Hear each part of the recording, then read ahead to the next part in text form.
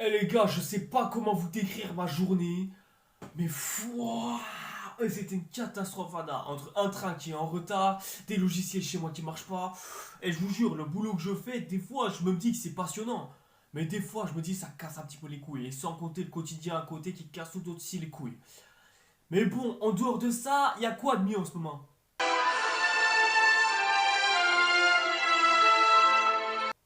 Ah, c'est cette série qui porte malheur. Ne vous inquiétez pas, on va enfin en parler. Ça y est, que je me débarrasse de cette merde une bonne fois pour toutes. Bonsoir, bonjour, bonjour, c'est Satire. Et au monde, c'est Satire. Ça s'appelle du cash. Aïe, aïe, aïe, aïe, aïe. Ah, il y a un problème là.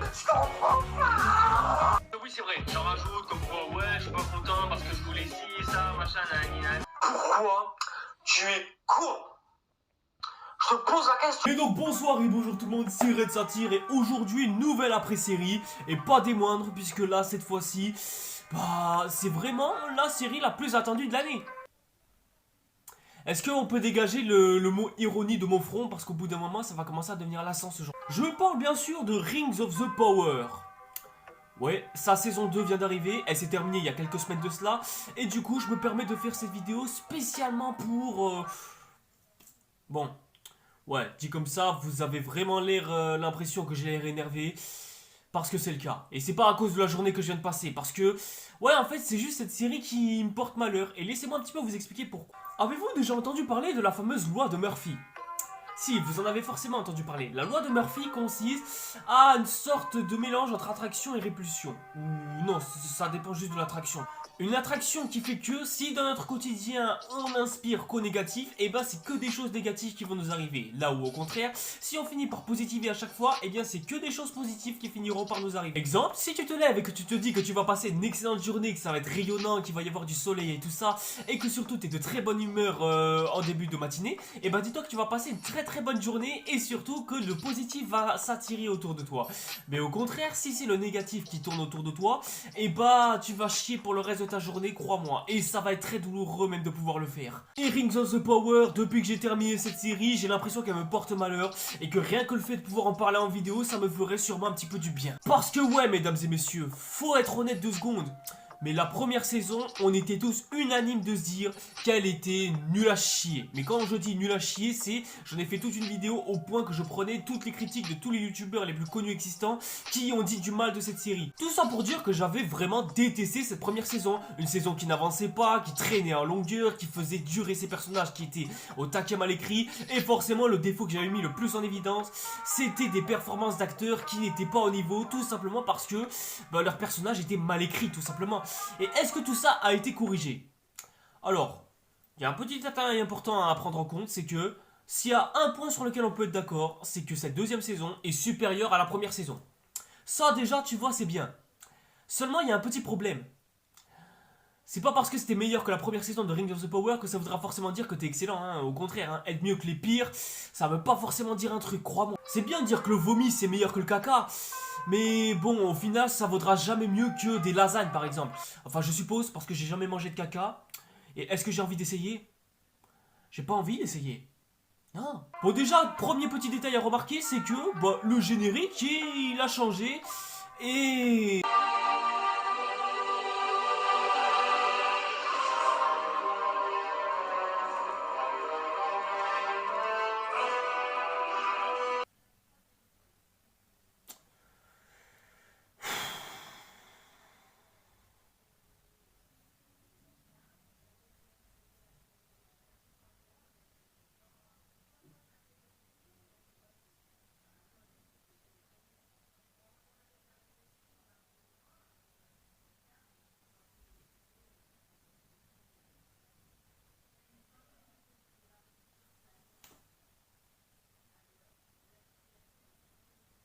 Mais déjà, tu sens que Patrick McCain et John Deepine, bah, ils sont un petit peu bougé le cul. Ils ont proposé un petit peu plus de scènes d'action, un petit peu plus d'arcs principaux, voire même secondaires pour la plupart, histoire de un peu plus remplir leur histoire. Ils ont même essayé de compenser en rajoutant beaucoup plus de lore pour faire intéresser les personnes.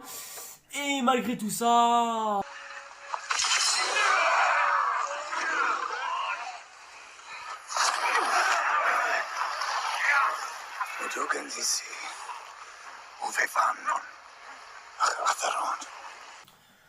Eh bien, comment vous dire à quel point ce fut extraordinairement nul?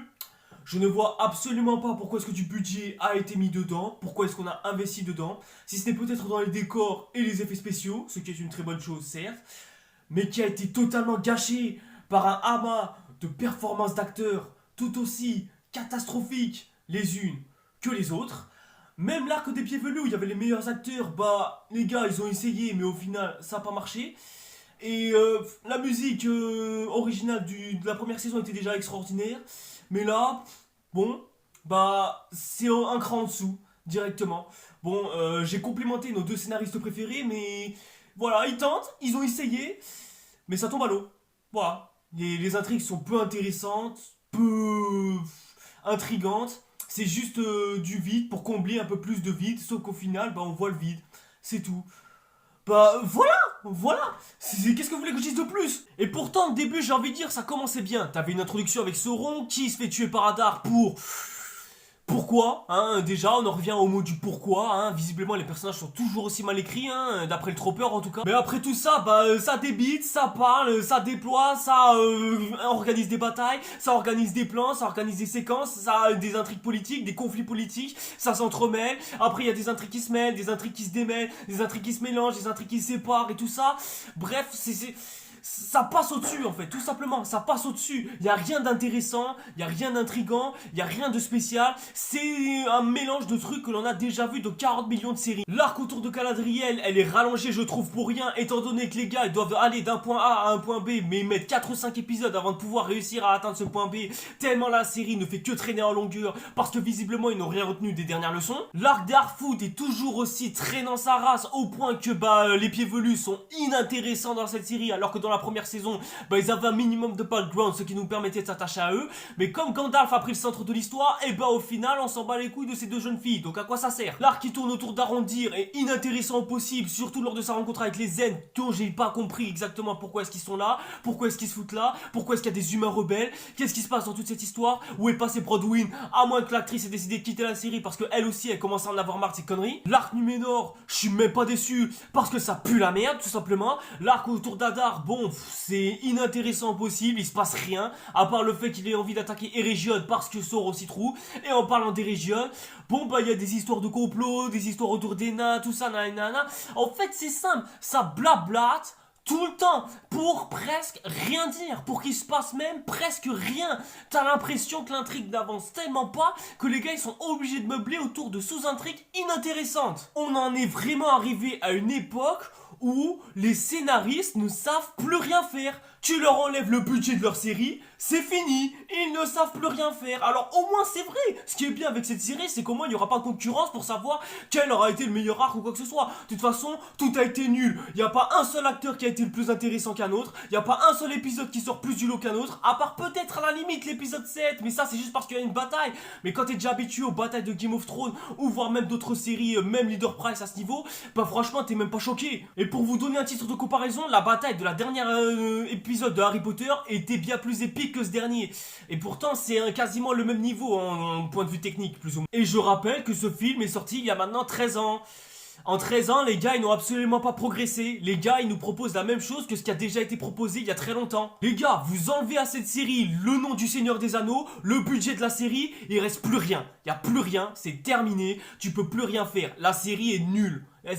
Vous la claffez, vous la kiffez juste parce que ça s'appelle le Seigneur des Anneaux, c'est tout. Il s'appellerait pas comme ça, vous l'auriez pas du tout acclamé, au contraire même. Et d'ailleurs, je devrais même être content étant donné que j'ai gagné mon pari. Bah ouais les gars, vu que je sais que c'est Gandalf et que bah ça a été révélé que c'était Gandalf, bah du coup vous me devez 100 € suite au pari que je vous avais fait dans une de mes vidéos précédentes. Mais bon, malgré tout ça, ça veut pas dire que j'ai pas été déçu de la révélation. Franchement, non seulement ça aurait pu être beaucoup mieux, dans tous les points, dans tous les termes, hein, dans tout ce que vous voulez, mais surtout c'est amené mais d'une lourdeur tellement gênante, tellement chiante. J'ai vraiment eu envie de baffer tout le monde tellement ça en devenait kitsch et ridicule. En VO ça joue avec les jeux de mots de Gand et Alf, juste histoire de bien quereller les deux syllabes, histoire que ça puisse dire « Hey t'as vu c'est marrant, il s'appelle Gand Alf », du coup c'est Gand Alf, Gandalf. Et après vous dites que mes blagues elles sont pas drôles, franchement niquez. Franchement la révélation de Gandalf elle aurait pu être mieux amenée. On aurait pu mieux amener la révélation de Gandalf. Mais non, au final les gars ils se sont juste contentés d'un simple jeu de mots et de rajouter Tom Bombadil, juste histoire d'eux, et lui rajouter aussi une petite quête où il cherche son bâton.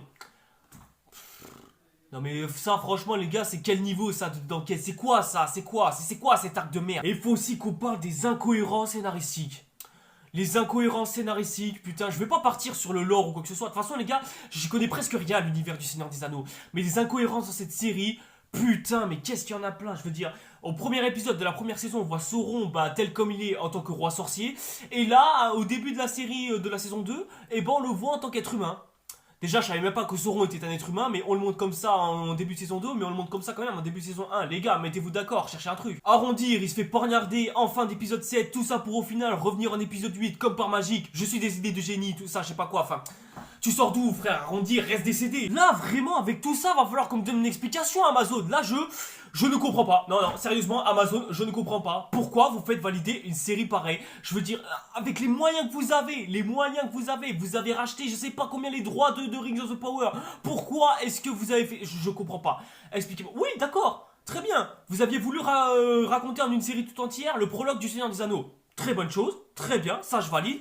Mais bon, vu à quel point c'est mal écrit... Demandez de réécrire, demandez une réécriture, je sais pas, faites quelque chose, mais sortez pas la série dans cet état-là, vous êtes fous quoi. Et ouais, d'accord, il y a eu des soucis de production, d'accord, il y a eu la grève des scénaristes, mais moi je m'en bats les couilles. Au bout d'un moment, je regarde une série qui soit bonne. Et si vous n'arrivez pas à faire tenir une série, vous avez deux choix. Soit vous la décalez pour au mieux la travailler le plus possible avant de la sortir, ou alors deuxième solution, vous annulez tout. Directement, tout simplement. Pourquoi est-ce que vous vous prenez la tête à produire une série qui de toute façon ne marchera pas? Elle marchera uniquement grâce à la communauté du Seigneur des Anneaux, c'est tout. Mais sinon le reste, on s'est déjà barré depuis longtemps. Les chiffres en attestent d'ailleurs, regardez. Ou sinon, si les showrunners ne sont pas capables de nous livrer un bon script ou quoi, virez-les, tout simplement. Les gars, ils sont pas capables d'écrire un bon scénario, ils se dégagent, tout simplement. Moi, je garde pas des scénaristes qui savent pas écrire. Au bout d'un moment, on parle du Seigneur des Anneaux. On parle pas d'une petite série de fantasy qui fera son temps pendant 1 ou 2 semaines. Non, non, c'est le Seigneur des Anneaux, les gars. Le Seigneur des Anneaux. Oh, et d'ailleurs, pour tout ce qui va suivre à la suite, je vous conseille déjà d'aller me suivre sur les réseaux sociaux, mais surtout de immédiatement vous abonner à la chaîne, d'activer la petite cloche pour être au courant des prochaines nouveautés qui viennent. Parce que là, j'ai à vous partager un de mes 3 plus grands regrets. Alors, à savoir que j'ai 3 regrets que je regrette vraiment dans ma vie. La première, c'est ma première masturbation, parce que depuis, j'arrive plus à en sortir. La deuxième, c'est d'accorder trop de confiance à des gens dont je sais qu'ils sont capables de me faire du mal, et ça, j'en sais quelque chose. Et bien sûr, la troisième raison, c'est que... je suis allé voir ce qu'en pensaient les gens de cette saison 2. Et putain, les avis catastrophiques sur lesquels je suis tombé. Mais vous savez quoi les gars? Je vais laisser les avis parler à ma place. Comme ça, moi, ça me fera des paroles en moins, mais juste un peu de montage en plus, c'est pas grave. Je suis loin d'être déçu et même agréablement surpris par la qualité générale de cette saison 2. Je te demande pardon? Messieurs, dames, je vous conseille amplement de vous rappeler tout ce que je viens de vous dire tout au long de cette vidéo. On enchaîne? Un final grandiose qui n'aura pas déçu comme l'ensemble de cette saison. Séquence héroïque, une réalisation cinématographique et un souffle épique.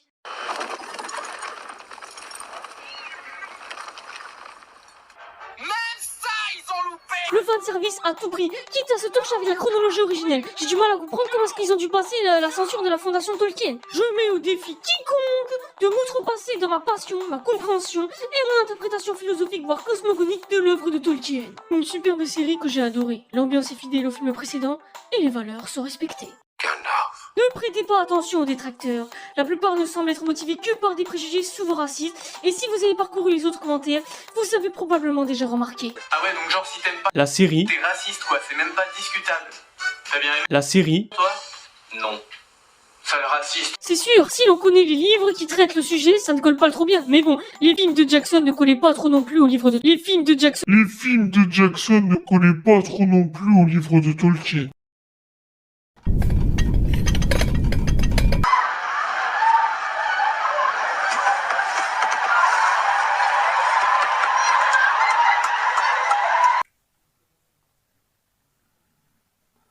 Non mais les gars, là, sérieux, faut qu'on parle.